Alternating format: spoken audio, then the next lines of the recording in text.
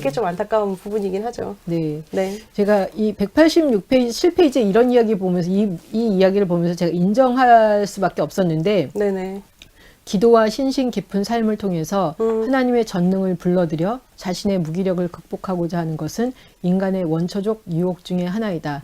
그러나 우리가 우리의 무기력과 화해해야만 하는 것은 그리스도교의 이율 배반 중에 하나에 속한다. 예수 그리스도 안에서 하나님 스스로 자신의 무기력을 계시하셨다.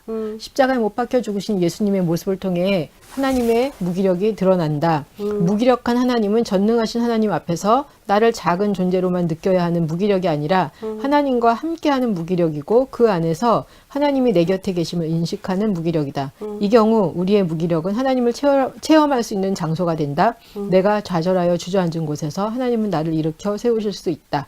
근데 제가 좀 한편으로는 좀 그랬지만 이 처음에 기도와 신심이 깊은 삶을 통해서 하나님의 전능을 불러들여 내 자신의 무기력을 극복하고자 했어요. 저는. 네. 뭐 저도 그렇죠. 네. 기도하면 다 된다 그랬잖아요. 사실은. 그래서 신앙생활을 시작했어요. 저도 뭐 그렇죠. 뭐.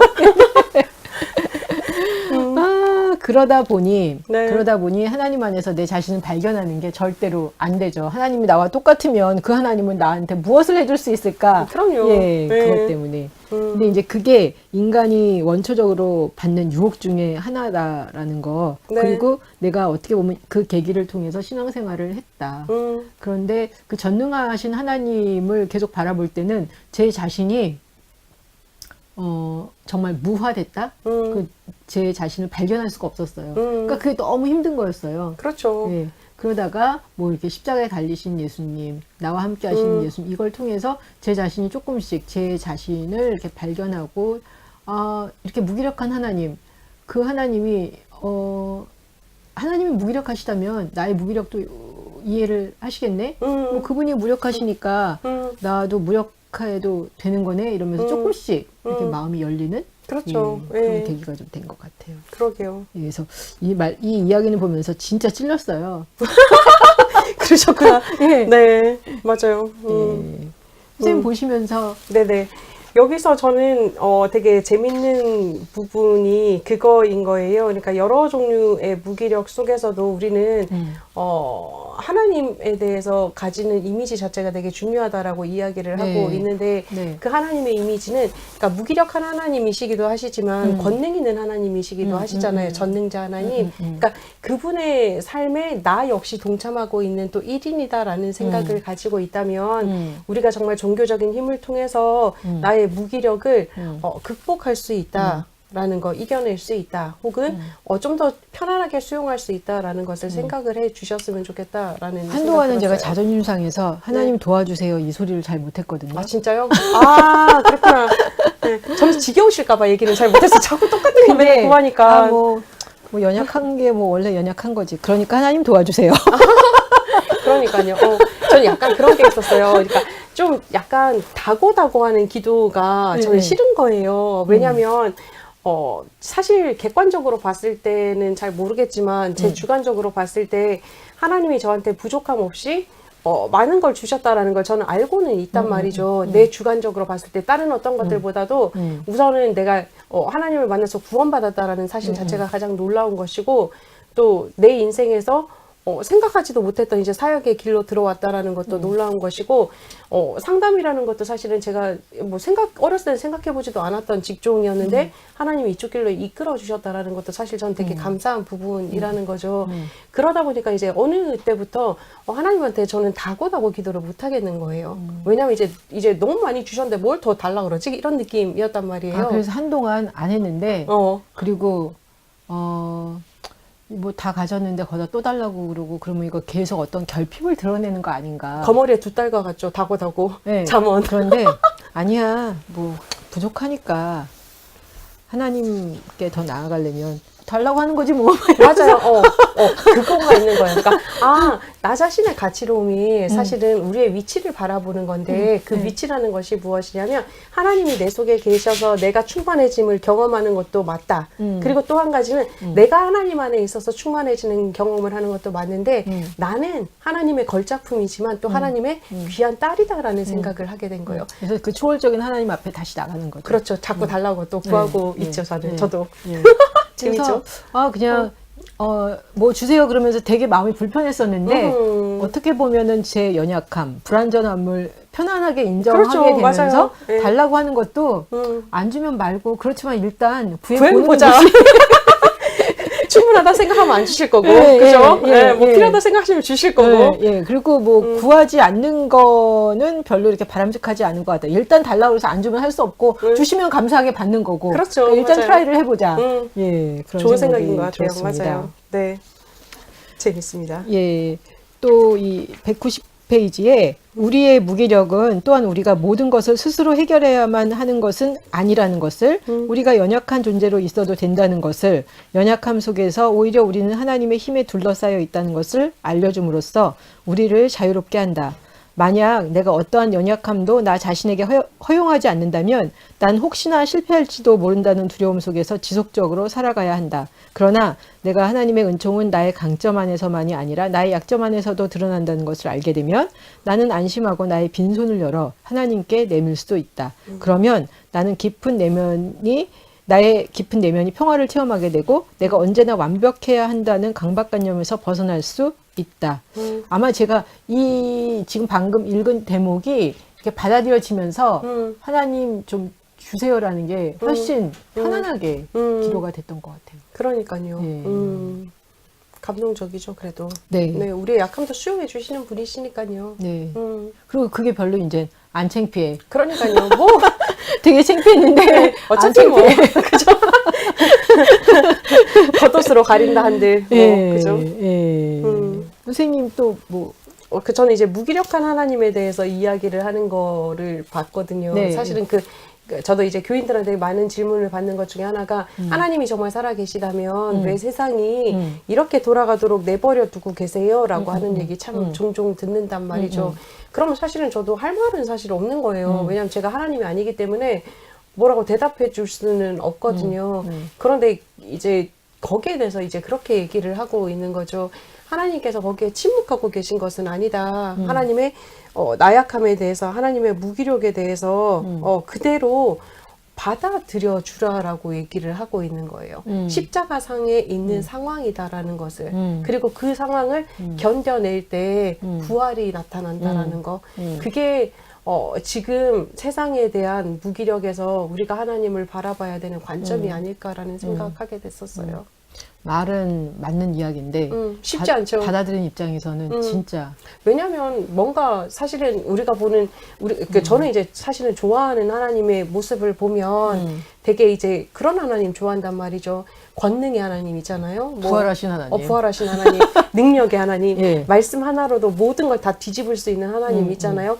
일어나 걸으라 그랬는데 쫙 걸어가는 거, 파도야 잠잠해져라 했을 때 쫙 잠잠해지는 하나님. 이런 하나님을 좋아하면 당연한 거죠, 사실 사람이니까. 그런데 그런 하나님만을 좋아하게 되면 나는 너무 지극히도 나약하고 볼품없는 존재가 된다라는 거죠. 예. 그런데 보면 성경에서도 보면 끊임없이 예수님이 날아가실 수 있잖아요. 순간이동 하실 수 있었겠죠. 그런데 걸어가시잖아요, 맨발로. 그 슬리퍼 신고, 그죠? 그 모습. 그 다음에 예수님이 편안하게 뭐 잠을 안 주무셔도 되잖아요, 사실. 근데 주무셨다는 거죠. 같이 배고프고 같이 아프셨고. 그걸 보여주신 의미이시다 싶은 거죠. 제가 이 책을 보면서 느낀 것은 네. 그런 거였어요. 그러니까 전능하신 하나님을 따라간다는 거는 어떻게 보면 자신의 나약함이 그만큼 어떻게 맞아요. 보면 좀 절절하다는 거 맞아요. 그리고 생각이 들었어요. 맞아요. 구원받고 싶은 이미지인 거죠. 로샤라는 검사가 있어요. 이제 투사 검사 중에 하나인데 거기에서 이제 해석을 할 때 그런 얘기를 하더라고요. 전능자에 대한 이야기를 많이 하는 사람은 원초적으로 너무 약한 사람이다. 그러게. 예. 그러다 보니까 예전에는 그렇게 끊임없이 생각을 못했어요. 그러니까요. 예. 왜냐하면 뭐 당연하다라고 받아들여지는 예. 부분이 그분은 한없이 크시고 난 한없이 약한 존재. 근데 그분도 내 하나님이시고 그러니까요. 그러나 지극히 약하셔가지고 같이 힘들어하셨고 같이 배고파하셨고 아파하셨던 그분도 바로 내 하나님이시고 십자가에 달려서 처절하게 울부짖던 그분도 내 하나님이시다라는 거 받아들일 필요가 있죠. 혹시 그 마지막 맺은 말 전에 더 이렇게 이야기하고 싶으신 거 있으세요?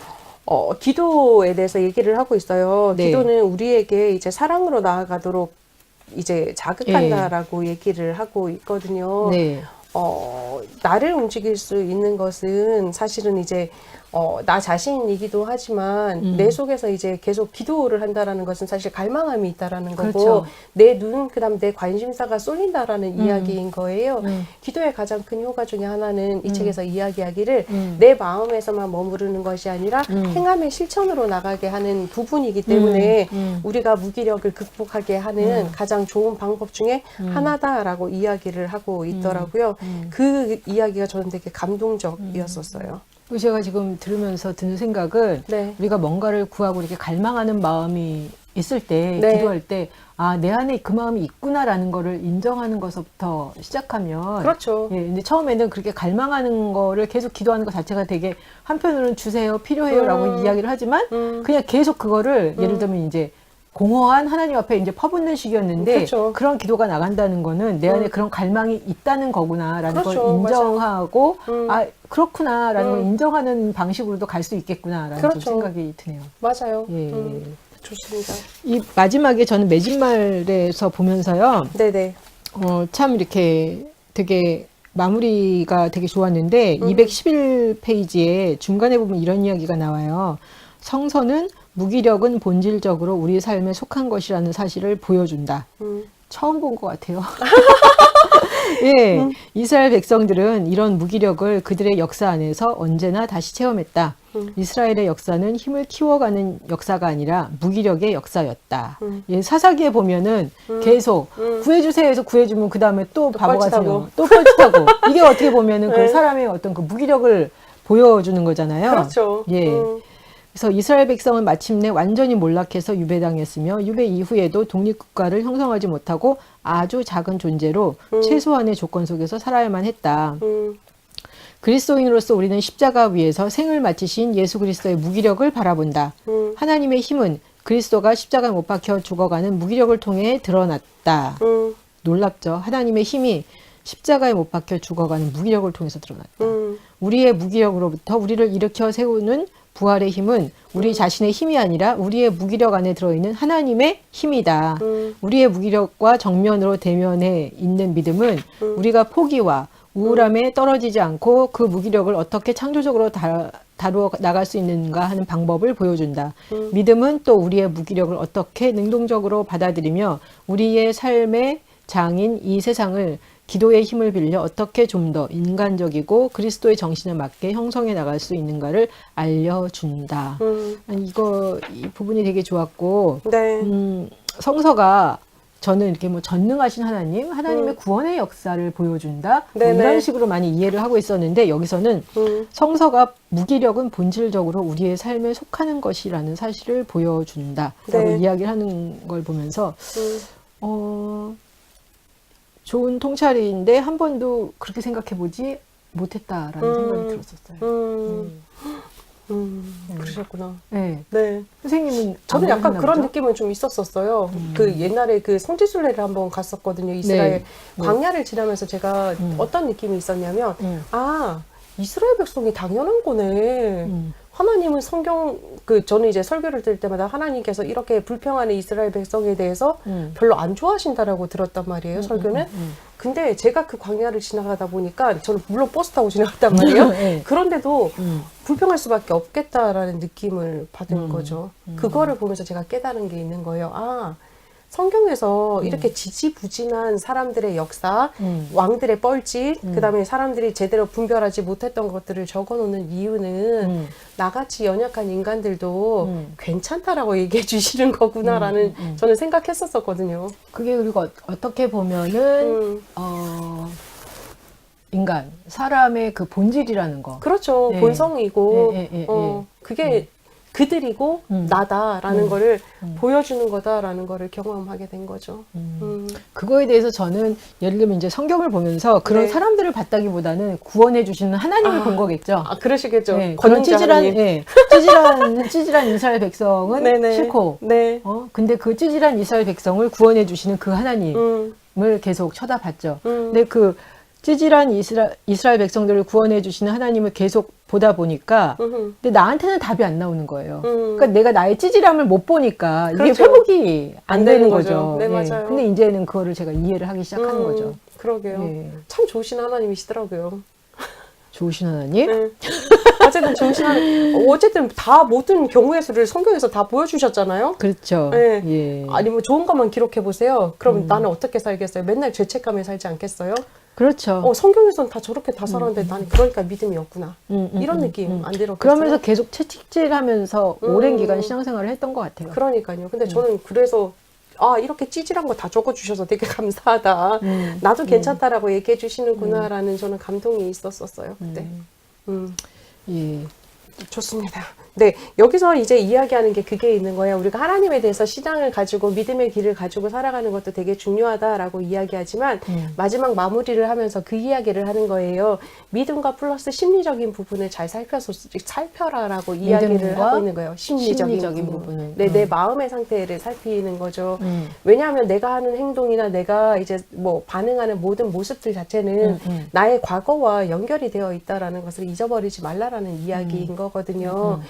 내가 하나님을 만나서 새롭게 변화가 되지만 내 성품이나 내 인격이나 아니면 내 상처가 변화되는 건 아니거든요. 하나님을 만나서 내가 새 사람이 되었지만 인간의 본성으로서는 그 오래된 습성을 버리기가 쉽지 않다라는 거죠. 근데 그 말씀이 되게 위로가 되고 좋은 거는 많은 부분 이제 교회에서 이렇게 막 찌질한 모습들을 보일 때 그런 믿음이 없어서 그렇다. 아, 그러니까. 모든 거를 다 믿음으로 이야기를 하는데 나는 너무 힘들고 고통스러운데 이게 믿음이 없어서 그렇다 그러니까 내가 믿음이 없으니까 이렇게 이걸 극복을 못하는구나라는 생각이 드는 건데 믿음 플러스 어떤 심리적인 부분을 그렇죠. 다스려줘야 되는 거죠. 예. 사실 하나님도 이제 그 역사를 보면 하나님의 기적의 역사도 막무가내로 치유를 하시진 않았거든요. 그 사람의 응답을 기다리셨다라는 이유는 뭐냐면 사실은 그 사람의 마음과의 접촉이 있었던 거예요.